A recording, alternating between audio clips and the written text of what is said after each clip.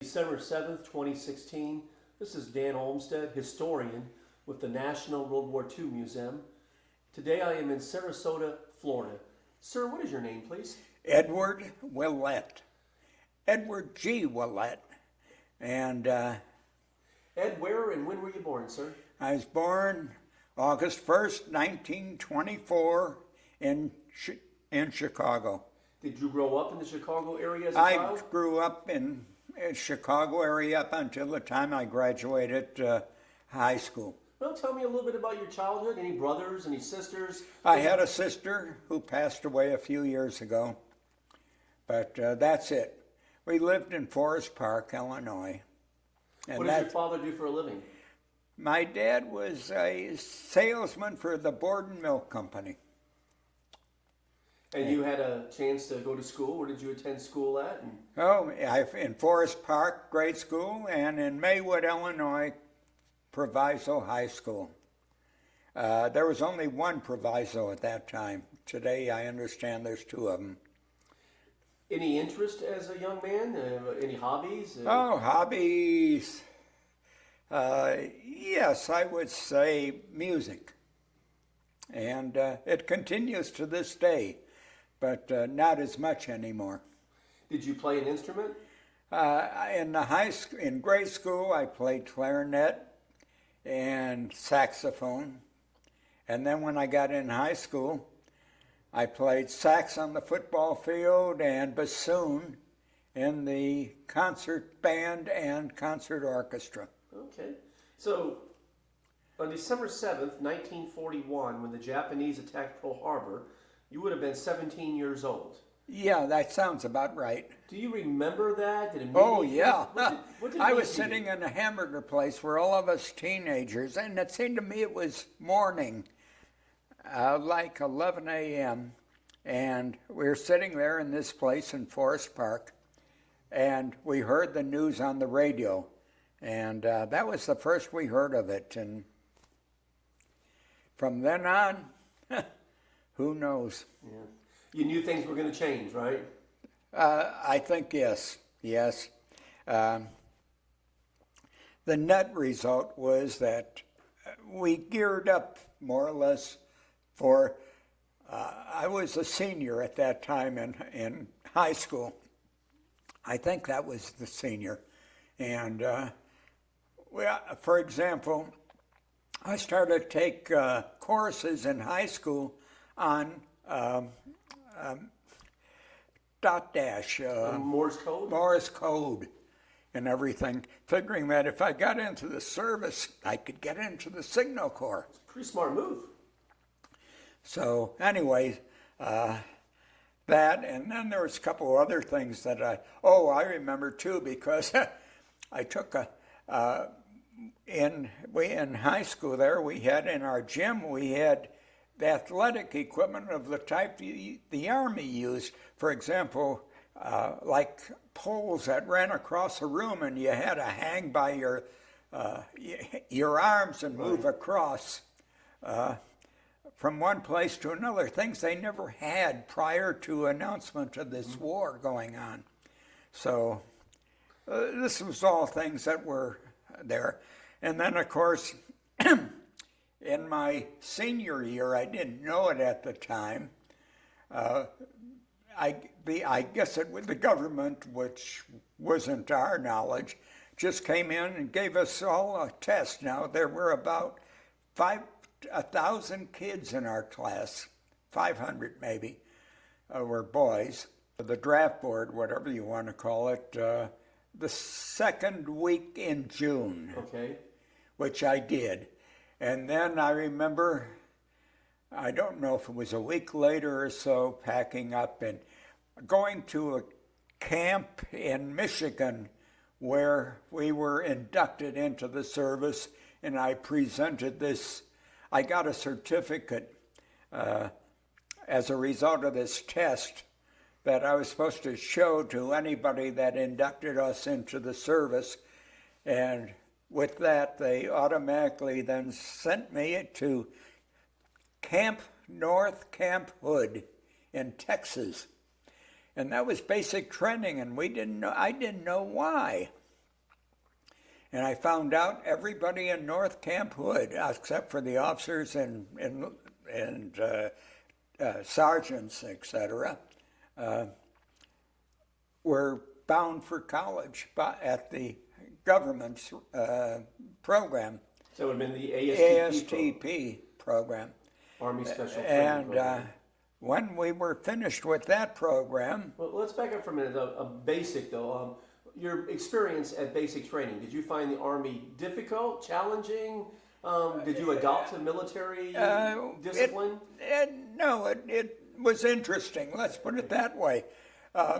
Sort of interesting, but not challenging so much as, I would just plain say, interesting. And at times boring. Okay. But I don't know how else to explain it. So you finished with your basic training, and now you've been designated to Right. attend the ASTP program. Right, and I remember they sent us to a college nearby, a well-known college in Texas, one of the very well-known colleges. I can't think of the name. And we had to take some more tests, and as a result of that test, that determined what college we were sent to. Okay. And the net result was, of those tests and everything, that I wound up at New York University. What a wonderful place to go. Everybody should have gone there. It couldn't have been better. In Washington Square, right in the heart of Manhattan, so to speak. And we mixed with the regular students in classes, except certain classes were all of us. Mm-hmm. And I always remember one professor in particular. I can't remember any names anymore. God, that was 70 years ago. And he's had each of us in the class read a paragraph. And with that paragraph, he was able to tell us where we were from. It just amazed me at that time. And when I stood up, he said, "You're from a western suburban Chicago suburb." How he could tell that by just the way I read a paragraph, I will never know. Yeah. But he did, and he did that with every student in the class, maybe 30 of us. That's really quite remarkable. It was remarkable. I found out later he was quite well known in whatever he did. And anyway, that was interesting. And it was interesting because the courses at the school were designated by the Army, and they were chemistry, physics, and English, and the regular routine subjects of the university. We carried the equivalent of 15 hours a semester. Yeah, I think that was it. That would have been the equivalent of 30 hours in a year, right, which was double normal. Mm-hmm. And plus your gym and drilling. And we'd go out into Washington Square and have drilling. And one of the interesting things about that, being in New York, was we got permits, or I shouldn't say, there was I can't remember the names, but we went to a certain place and they gave us a ticket that gave us free access to all the plays in New York and just about everything. And then I met a girl there, and she's nothing romantic. Sure. I mean, just an acquaintance. Right. And she says, my father is giving us a party, and I'd like to invite you to come. And it turned out the party was down near Wall Street in a top penthouse building, and her father was the president of American Tobacco. Oh, wow. And while I was up there, he said, she found out that I liked classical music, mm-hmm, and she introduced me to her dad. And he said, "Would you like to go to Carnegie Hall? here is a pass. It's my booth at Carnegie Hall. Anytime it's not occupied, you are welcome to use it. What else could you ask for? But, and I'm sure you utilize that pass, right? Oh, yeah, the trouble is it interfered with studies. Yeah, you had other responsibilities. Anyway, that's it. The Army, the general in Washington, I forgot, the top general of the U.S. Army, decided that the Army is never going to be able to utilize our services. Right. And therefore, we were all from all over the United States, the colleges, we were all shipped in to Camp Hood, North Camp Hood, Texas, for basic training. And when we finished our basic training, now wait a second, something is, basic training. Well, you did your basic. Oh wait, we did our basic training. And you were at New York. From New York University. We went, not all of us, just certain of us, went out to Camp Carson, Colorado. Right. Now, had the program been canceled yet? How many semesters did you attend before they canceled ASTP? We didn't go by semesters. The rate was too fast. Right. And you didn't go by a semester. How long were you there? I would say 7 months. Okay. Maybe 8 months. And then the program gets canceled. Then the program was canceled because the general of, I forgot, Omar Brad, I don't remember his name. Right. He figured that, I found this out later, of course, that our services could never be used. Right. We were supposed to go into the defense plants and inspect all equipment for the Army before it would be released. That was going to be our job when we graduated. Right. And anyways, he figured our services would never be utilized, and we needed infantry, evidently, Right. in Europe at the time because the invasion had already started. So we put in a few months in Camp Carson.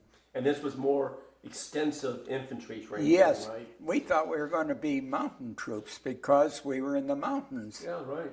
And when we were shipped out, we didn't know where, and we wound up in New York again. Okay, so back to New York. We got on a ship. I never knew what the ship was until much later when we found out the ship that we sailed across the ocean on, all by ourselves, was a confiscated, if you want to call it that, a trip of the Germans. It was a German company. Their ship was in port at the time. Like a German cruise liner? Yeah, a cruise liner. Okay. And it was converted into a troop ship. Yeah, they did that with like a lot of the British ships too. No, we had nothing. Oh, that was all there. But Elizabeth we and went Mary. straight across, and we were first American troops to land in Normandy. Is that right? And After the invasion? after the, oh yeah. Yeah. Yeah, because we didn't land until maybe late August or so. Right. I don't know what the dates were. But it was interesting. And we did nothing but live in tents. The only thing that got us near combat, so to speak, was the North Beach. Is it North Beach? Let me think. No, the South Beach of the Normandy Peninsula, because we landed in Cherbourg. They figured was loaded with mines, the German. So they had us take ships and go out and probe the sand. And I remember, and they said, now, if you hit a mine, you yell out and let us know, and you clear out the land around it, or the sand, and you tie a rope around it and get out of there. Well, I don't know anybody that found a mine, and but that was our only experience. By the way, it was very interesting, one thing about that beach. We could look across, and there was an island. And the island was either the island of Guernsey or the island of Jersey, and it was occupied by the German That's army. right. There's two little islands in the middle of the channel. Yeah, Yeah. yeah. Yeah, the Germans occupied And these. we could see it from the sand there where we were.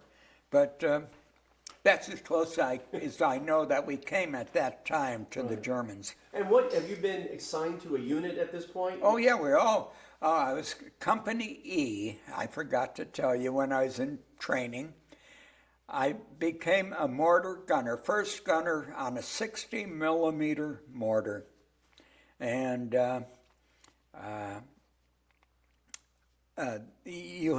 my job was to set the sights on the mortar, and then tell out when the sights are. Somebody would be yelling out with field glasses, binoculars, the readings that they could get and tell us how far to set and everything. And we'd set the sights, and then the second gunner would drop the shell in. And that was the routine. It was a mortar was only maybe 2 feet high, 2.5 feet high at the most, big flat plate. It could be hand carried, actually. Well, it was. But anyway, that was it. And this is with the 104th Infantry Division. Oh, yeah, the 413th Infantry Division. Infantry Regiment in the 104th Division. Okay. I was in E Company of the Weapons Platoon. Right.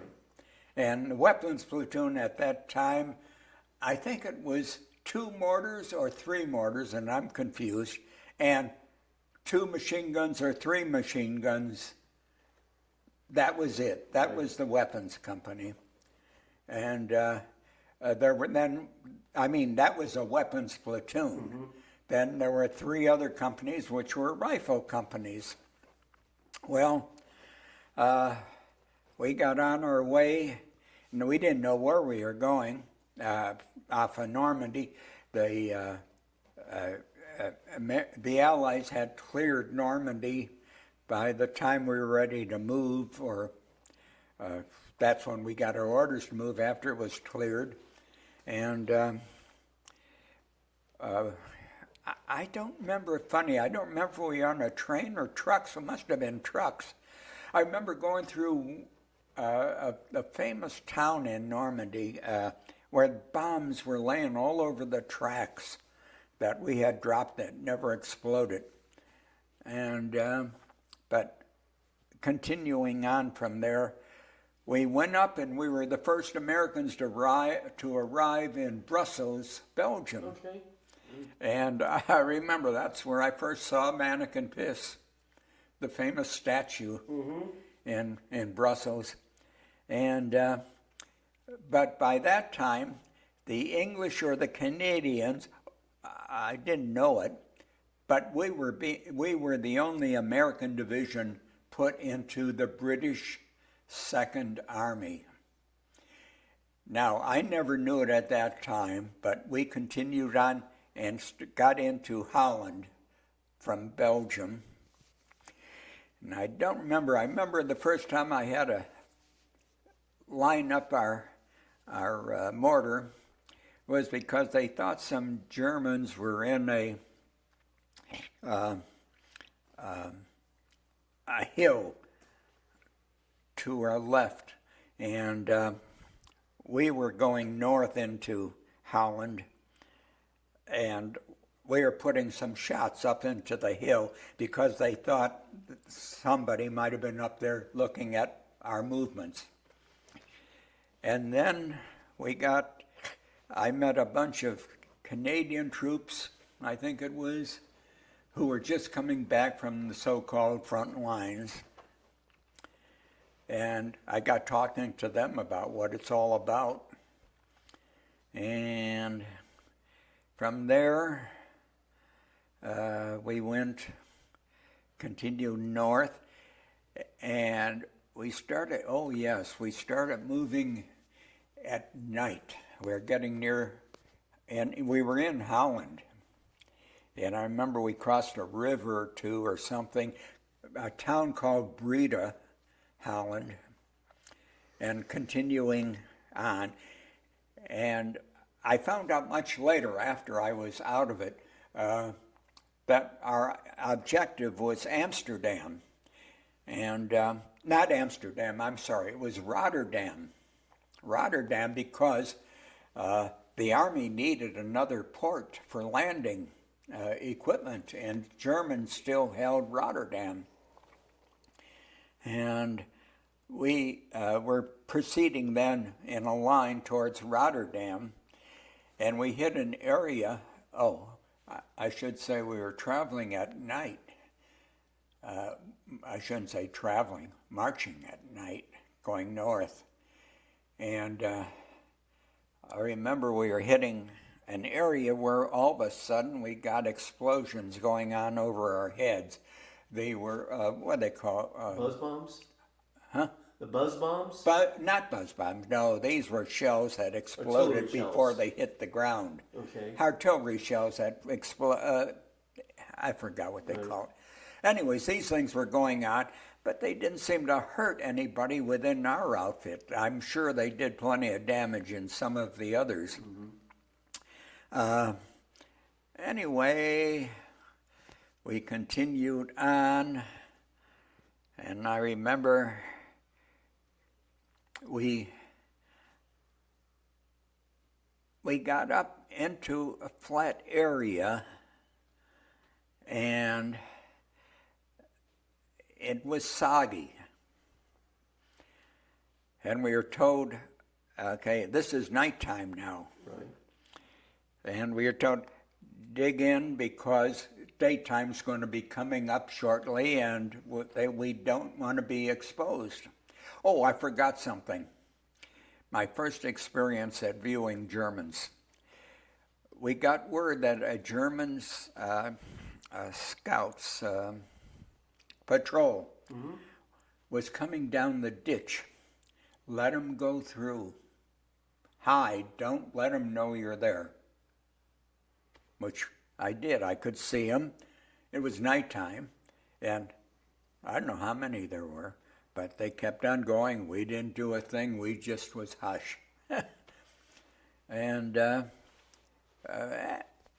Did they come back the same I way? never know. Never, so you never knew what We, happened? when once they went, they were caught by people in the back line. Exactly. They let them go through. So they didn't want to interfere with us. Right. And letting us know our positions. Exactly. Letting the Germans know our positions. They waited till they got way in the back and took them. Right. I assume this is what happened. No, that seems practical. But anyways, we set up my mortar. We came to a barn. Well, I shouldn't say a barn. It was a big garage, but it was more of a barn, maybe 20 feet wide and 30 feet deep, and peaked. And it was nighttime now, and we told dig in. So first thing Louis and I did was set up the mortar, and then we dug little trenches. Now we couldn't go deep because as soon as you got deep, it got mud. Right. It seems the Germans had flooded the land. And but it was flooded. When daybreak, across this flat field, maybe 200-300 yards wide, that was in front of us, was a little vegetation, trees. I'm trying to remember. The machine guns, they were going. Now, my sergeant, who was in charge of our squad, he dug in right next to this barn, right near it. And he started to call back to us and said, gave us the instructions on what he wanted. And I set up the sights on the little mortar, and the gunner would drop in a shell, and then we had ammunition carriers that would supply us And we evidently didn't get near the targets. This is actually your first time Yes. firing your mortar In during combat. Right. Well, it's the second time. The first time was That's true. just You thought they were in the mountains, right? right. So he finally called me. He says, "Ed," he said, "look, on the counter. Oh, there's this machine gun going all the time from Germans, and I forgot to mention. This is important too. Normally, mortars are in back of your riflemen because you shoot over their head. Right. Day comes along. Our entire platoon was the front. All the riflemen were in back of us, and in front of us was our company commander and one platoon lieutenant from one of the rifle platoons. We were the front lines. Our riflemen couldn't shoot because we were in their path. Yeah, you lined up out of order somehow. I don't know what happened. I do know something that came later, but anyway, I couldn't land. Finally, the sergeant yelled out to me, "Ed, on the count of 3, I'll take your foxhole, whatever you want to call it, and you take mine. 1, 2, 3. We dashed just that fast from when he hit mine, a shell went off right on him almost. Mm-hmm. Killed him instantly. And the shell had to be, it was a grenade, I think. Mm-hmm. The grenade had to be in the air at the time I left my hole, and he came in. So that he came in, since that time I've become religious. I mean, there had to be a religion. I mean, how could this happen? No explanation for it. There's no explanation. Now, Louis, who was the second gunner, dropped the shells in. He was hurt, but not killed. He was yelling and screaming. And I started yelling for medics. Oh, before I did yell for medics, I looked up and said, "Word, that wasn't an artillery shell. That had to be a grenade." I don't know why I thought that, because this is all happening so fast. Matter of seconds, yeah. And we all carried 2 grenades. That was standard equipment on infantry. And I looked up on this barn, and the door was open at the top. And I said, I had to come out of there. And I don't know how I did it, honestly, but I threw 1 grenade and it went in. Okay? And it set the barn on fire, and I figured, who's ever in there and threw that grenade has got to come out. And I was laying in the sergeant's foxhole there, laying there, and it was right, as far as, maybe 5-6 feet away, the door to this barn. And when I thought I saw it start open, I emptied my .45 into the door. It never opened, so I don't know if I hit anybody or not. But anyway, we were frozen there for a while, and then the artillery started to come in.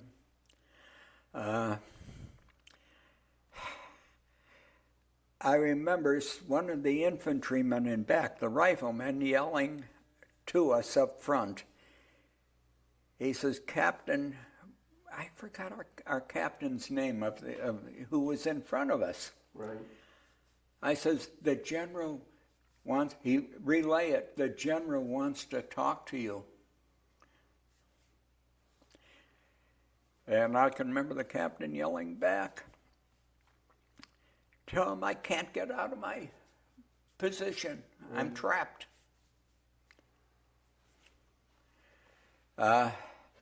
This lieutenant that had a foxhole just down from the captain got up, I don't know why, and was going to run somewhere and got shot just like that. It's funny how you remember all these things 70 years ago. Yeah. And, well, the net reason, oh yes, now Louis, who was injured, was yelling and screaming, and I started yelling out, "Medic, medic." And a medic come up. Now they wore a helmet with a red cross on it. And he was next to Louis, pulling him out when he got shot. This machine gun. Mm-hmm. I think Louis died there, but I'm not sure. Now the medic was injured, and I started yelling again for help. And I don't know who it was came along, and he said, "Ed, grab his feet. I'm going to grab him. Let's pull him behind your barn." I said, "Okay." And I went up and grabbed him. Now this machine gun opened up on us. It finished off Louis, I think, and hit whoever was helping me, but he was only injured. The bullets, I remember now, when they hit this soft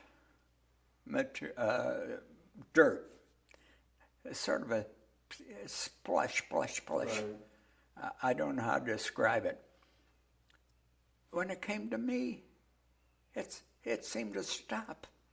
I just can't understand it. Anyway, I dragged him behind. He died behind the barn. And then the barn by that time was ablaze and fire. Now, this is cold weather. We were wearing our overcoats. And I had no place to dig in. The barn is on fire. I had that little shovel, you know what I'm talking about. And I figured I better do something. Well, the artillery started opening up. The barn became a target for the artillery. And was just one shot after another. I remember they were near me, and I must have lost conscience there,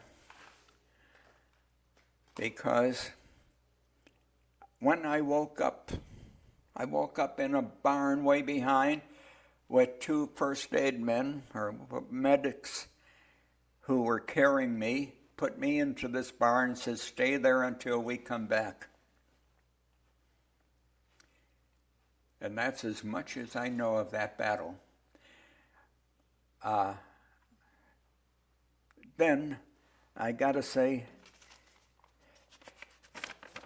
about 4 years ago, my son, who is in the service, he said, "Dad, I talked to somebody who was familiar with that," and he says, "Do you know that your platoon lieutenant got the Congressional Medal?" And I said, "No." He says, "Well, look it up." I said, "Wait." I said, "My platoon lieutenant was Second Lieutenant Cecil Bolton." Right.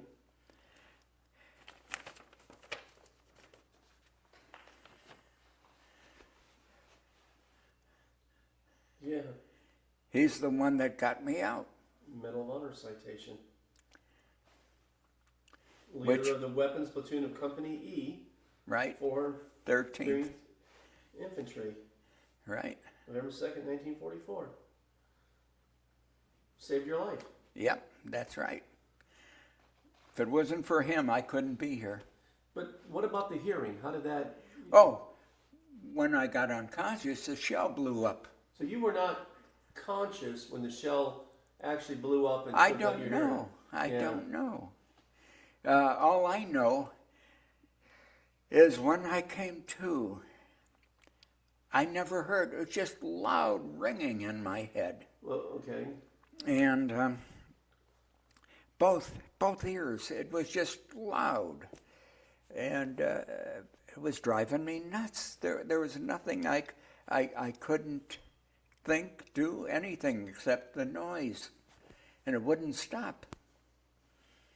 And I remember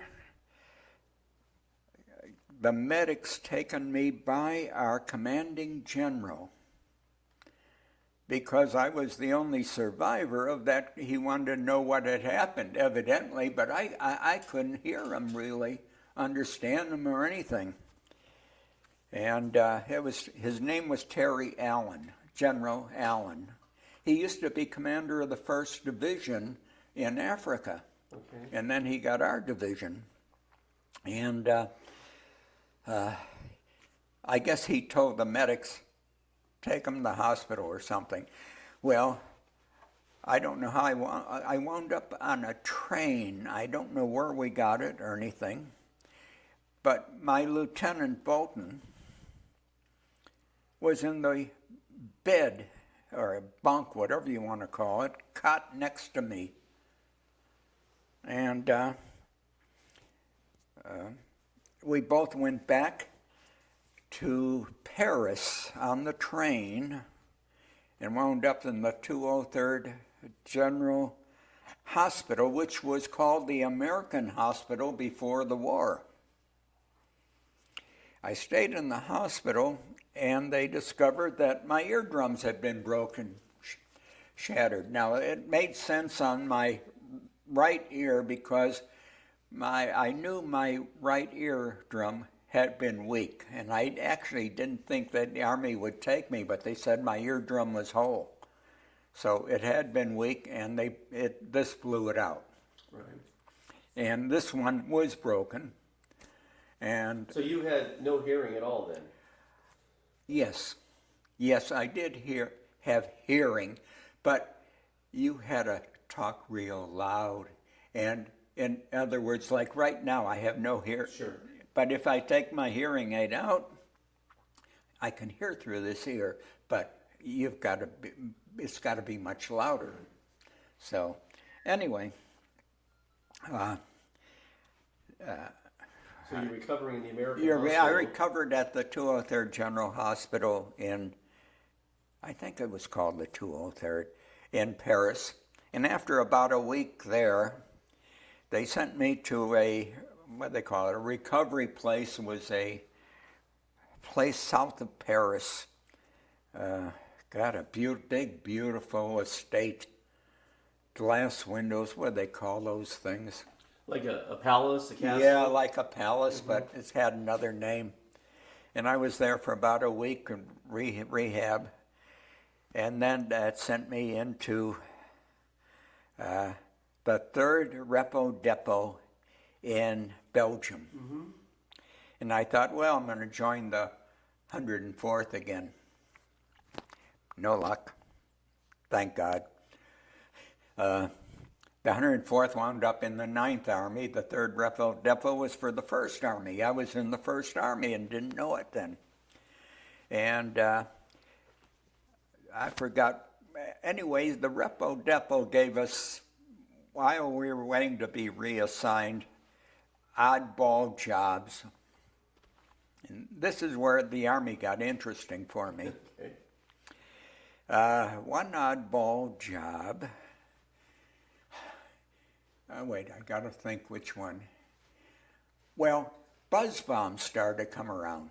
Right.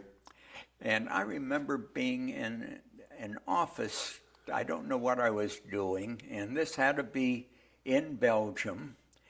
And when you heard the buzz bomb, it sounded like a Model T Ford going overhead. And you just prayed that the motor would still keep going. because if it stopped, everybody would duck. Exactly. And that was the buzz bomb, and those were quite frequent. Then another time, oh yes, now we're into December, late. And we got word that there was some particularly activity going on the German-French, Belgium border. And the Germans were into Belgium, and they were changing the signpost. Mm-hmm.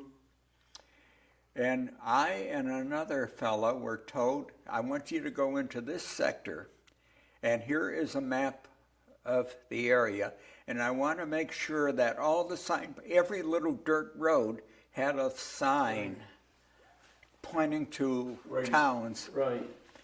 Make sure they are in the right direction. So we went, the two of us.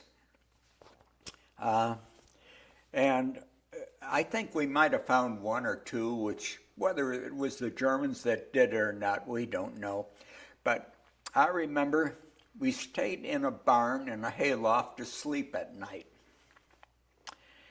And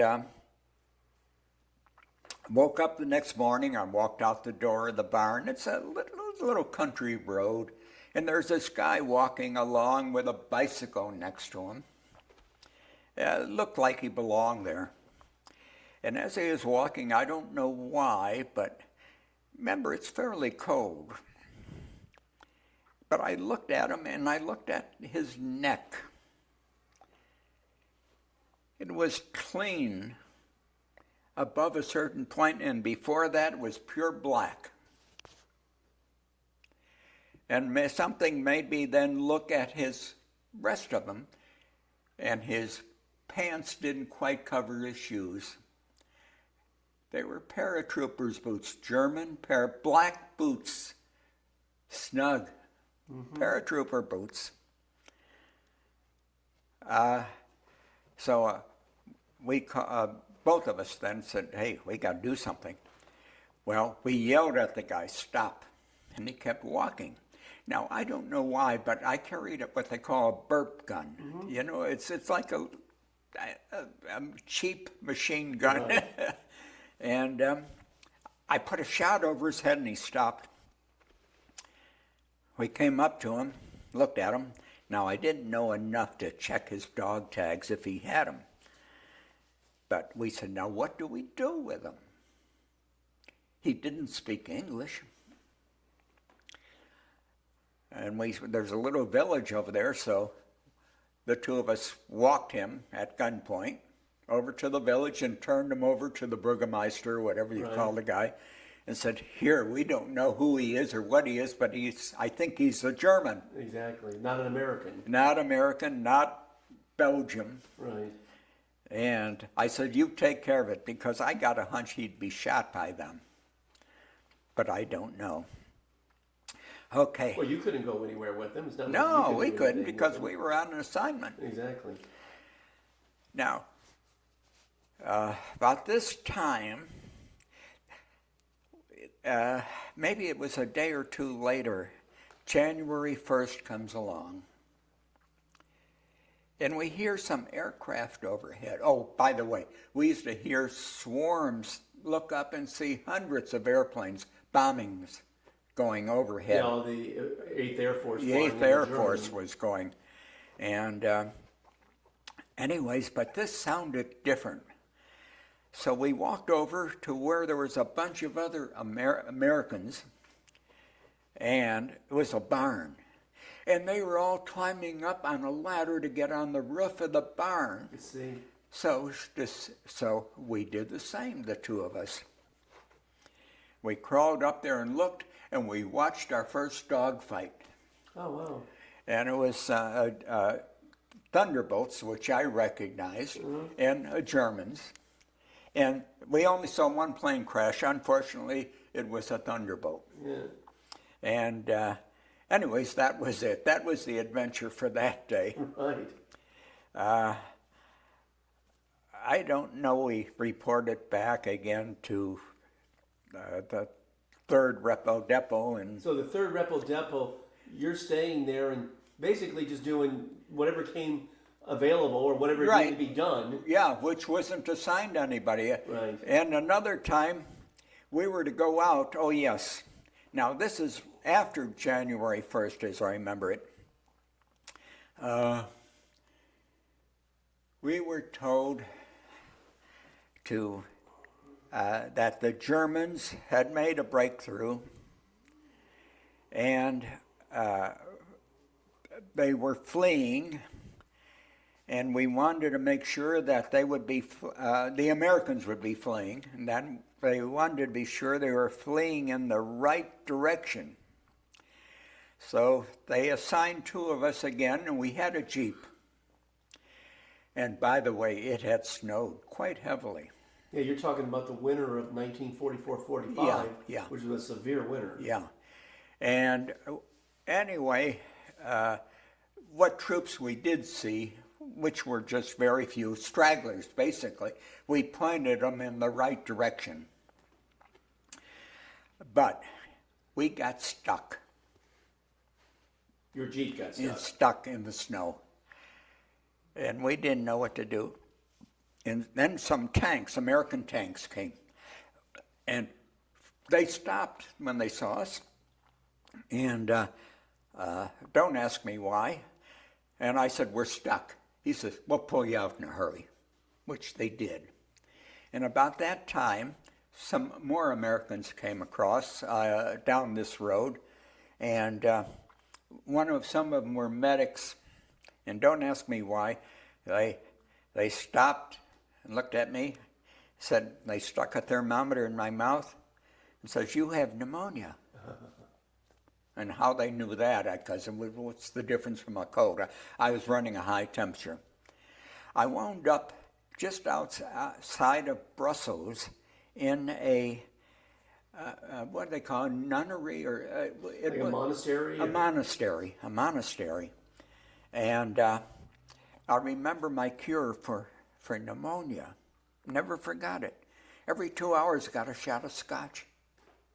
Well, did it work? Yes. 3 days later, I was back on duty. I couldn't believe it. And why it worked, I don't know.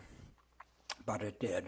And I wasn't drunk, but evidently my temperature went down. And about that time, I went back to headquarters of the Repo Depot. And somebody came in and says, you're coming with us to our company. Fine. Now, we were in Germany at this time. Hold that thought right there for a minute. I'm going to pull the tape in right here. You want to get up for a second? Are you okay, Ed? Yeah. Oh, yeah. I'm doing great. We just slide the tape in here. Yes. All right, we're back, Ed. I used to write home quite often. Maybe every couple of days I would write a letter, and home. Well, I'm going to go back to when these flying bombs would fly overhead, the B-1s or whatever they called them. When we heard one, anyways, I wrote a letter home describing how we would all, if the motor stopped, how we would all duck under our desks and everything. We were in the town at that time, I think it was the town of Verviers, Belgium. And I don't think it was that far from Aachen, but I'm not sure. Anyway, the reason I remember it is the letter came back to me with some officer, and he says, you wrote this? I said, yes. He says, that's a magnificent piece of writing, but he says, I can't let you send it. Oh, it had too much detail in it? Yeah, he says, you're telling things that shouldn't be told. Right. So it was the only letter I ever had that was rejected. Yeah. Well, but I always remember everything. that. And where did I leave off at? So you were... oh, yes. The Jeep had gotten stuck. Yeah, this guy picked me up. His name was Saul Polk. He was a supply sergeant for the 1st Special Service Company of the 1st Army. Okay. Now, I didn't know it at the time, but special service is the entertainment of troops. That's right. And I joined them in, I think we were in Bad Godesberg, Germany. A very interesting town. But that's when I found out it was special service and what special service was. And it was our job to see that troops that were in retirement, when they'd be pulled back from the lines for a break. Rest and relaxation. Yeah, rest and relaxation. R&R. Would be entertained if they wanted to be. And we would do certain things, like we had 2 or 3 mobile libraries in trucks. Right. We had the capability of operating a radio station, and our discs at that time, my God, they were 18 inches, I think, in diameter. I'm not sure. They were huge. Yeah. Programs that we could, if we captured a German radio station, we could put on for the entertainment of troops. And we had an 18-piece band. And when entertainers would come from the States over to us and they were assigned to the 1st Army, they would be given to us for their scheduling. Right. So I was fortunate to have things like Mickey Rooney was with our company, and I never knew, even now, I hear of movies made in 1943, 44, and I say in 44 he was with us. How could that be? Well, that sounds like a pretty good job. Yeah, it was. I had either lunch or supper with Bob Hope. God, it goes on.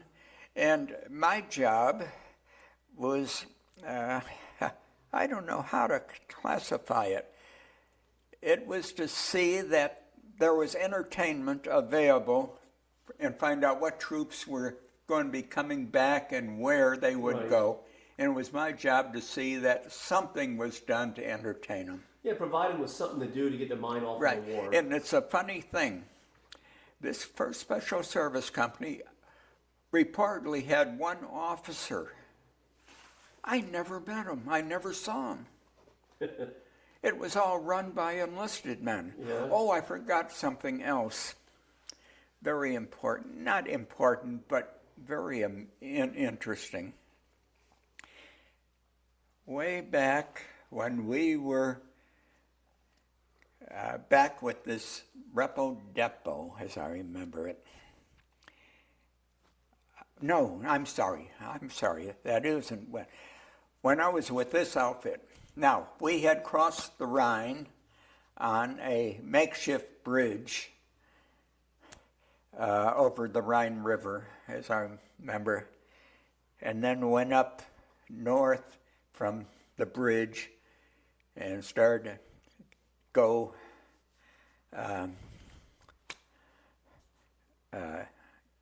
east towards Germany, into Germany, I should say, towards Cologne. And I can remember being on the edge of Cologne and being able to be on the outskirts of Cologne and to plainly see the cathedral because every other building was bombed. Right. It was the flattest city I ever saw. Yes. And Helen and I had gone to it, we got maybe 10 years ago, 15 years ago, and it was like it was never touched. Beautiful. Yeah. But going on from there, what was I going to say? There was something. Oh, yes. No, this came later. After we crossed the Rhine, we were heading towards Marburg, Germany. and the battles were still going on in front of us. And we came across through a town for a small factory. And I understood the factory made German uniforms, German army uniforms, and it was all slave labor, Poles and Russians. Anyways, we had liberated this factory, and the fighting was still going on, further up the way. But as I remember it, we were told, hey, we don't know these ex-slave workers. We want you to take care of them until we can assign them and find some way to get them taken care of. So each of you will get 2, and they're your servants. You will make sure they're fed well. You will make sure they have clothes and they're warm or whatever. This is your job until we can find where we're going to ship them. So for a couple of days I had these guys. Now, while I was in this area, or with these 2 men, actually 1 man at that time, my mother had sent me a box of, I think it was called Salerno butter cookies. And he saw me open the box, and I said, here, would you like one? And I never forgot the expression on this man's face. He bit into it, and I think he was Polish or Russian, I don't know which. But he knew enough words to be able to say something what sounded like butter. Oh, really? And he was just lit up. I found out, I don't know how, it was years since he had the taste of butter. Yeah. And he recognized that cookie immediately.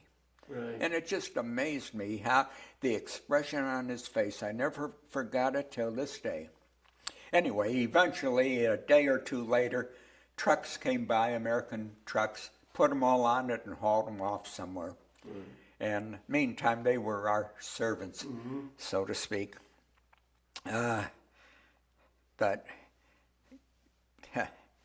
I don't know. Where were you at when the war ended in Europe? I was in a little town with this company called, I think it was called Kirchhain. So you were in Germany at the time? Oh, yeah. Deep in Germany. And it was a very little town.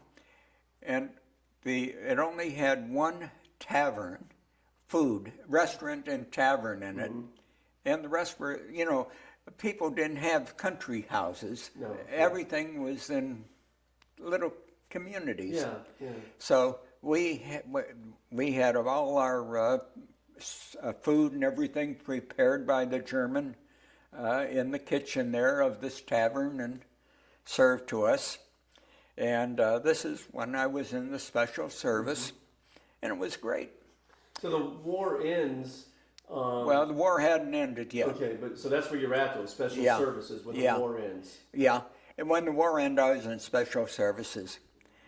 After it ended, I had one other experience that was worth noting.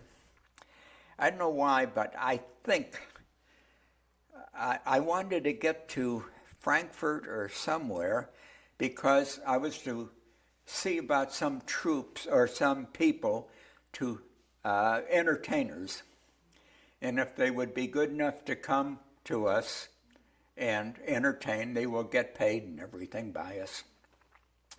And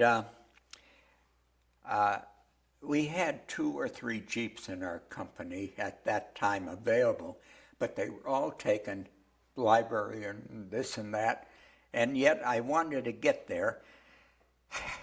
And there was a main road running from somewhere where we were, or near where we were, which I hitchhiked to this main road.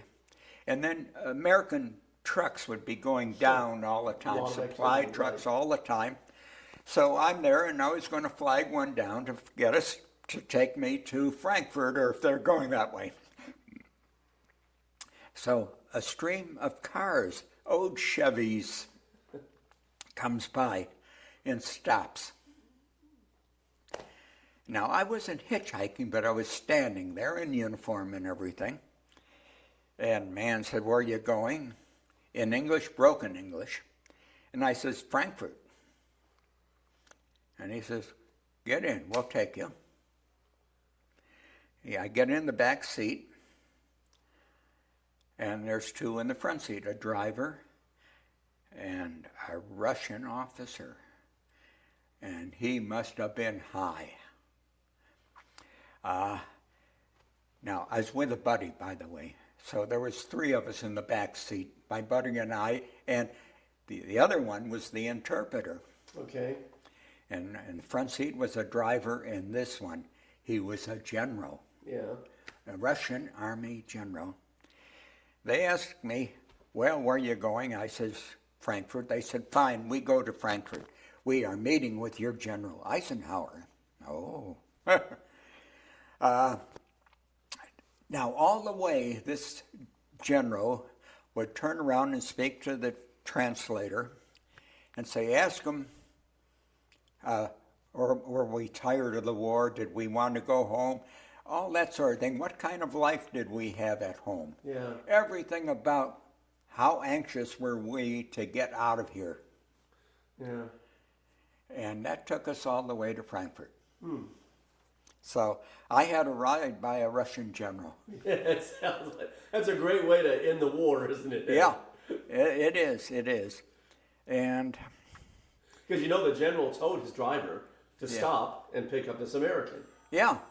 And by the way, the whole stream of cars in front and back all His stopped entourage. to let me. And we didn't know what we had. Who is this? Right. And they were all in uniform. I mean, you know.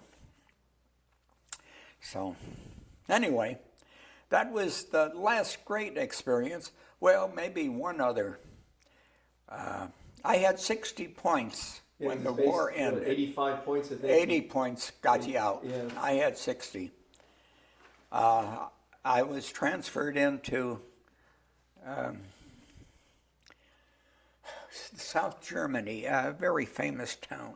Oh, what's the matter with me? Anyway, they had an opera house. I went to the opera. Now, what was I going to say? Oh, yes, the first floor was for American soldiers, and I saw my first full opera. Oh, wow. And on the second, in the balcony, were the Germans who came in and in the opera house, and they performed the Fledermaus. Mm-hmm. I never forgot it. But that's the last great event. Maybe there was another one when I got into Marseille, France, to get the boat to come home. But this ended my war experience. And so you took a boat home. Was it what kind of ship was it? It was a little Liberty ship. Liberty ship. Right. Liberty ship. 30 days to cross. We broke down and had to pull into the Canary Islands on the way, and for repairs. But 30 days. I came into New York. I think it was on January 31st, 1946. Was it? Mm-hmm. And you were discharged in 1946. Yeah, in the end of January or February in 46. And when you were discharged, Ed, you returned home to... Oh, yeah. They died at Fort Sheridan, Illinois. Uh-huh. Yeah. So you returned home to your family in Illinois then? Yeah. My wife. I mean, my mother and dad and my sister. And me. That was it. Well, let me ask you this then, Ed, in concluding. Do you think that today people understand what World War II was about and the sacrifice you guys and women made for the war? I don't know. By the way, I should say one thing. In all the time that everything I told you about, from the time that I was blown up, my ears to this day have never stopped ringing. Right now. But I think a psychiatrist told me back in Paris in the hospital, he said, it could be, it registered into your brain. And he says it's been known to never to go away. You can reduce it and may come down or modify it, which it has. He said you'll learn to live with it. Right. So Which I is what learned. you've done, is learn to live with So it. yeah, and I've always had sound going on. It sort of becomes a mask for the sound. Right. I mean, and that's why I love my classical music, and that's why I listened to it a lot. I did, but not. I can't. It's taken now. The frequency response is I'm losing it, but it used to be